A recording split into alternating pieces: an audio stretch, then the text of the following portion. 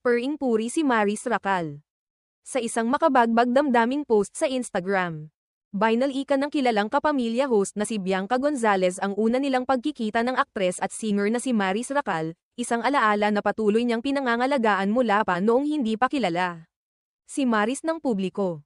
Ayon kay Bianca, unang beses niyang nakita si Maris noong panahong bahagi pa lamang ito ng pre-entry process ng Pinoy Big Brother bilang isa sa mga teen housemates. Tinatawag nilang hotel arrest ang panahong iyon, kung saan pansamantalang ikinukulong sa isang hotel ang mga magiging housemate upang paghandaan ang pagpasok sa loob ng bahay ni Kuya. Isa si Bianca sa mga host na nakaatas na makapanayam ang mga ito sa kanilang mga silid. She really is sunshine, mula noon hanggang ngayon. I won't forget the first time I met Maris Racal. She was in what we call the hotel arrest, which is something every housemate goes through before going inside the PBB house. And I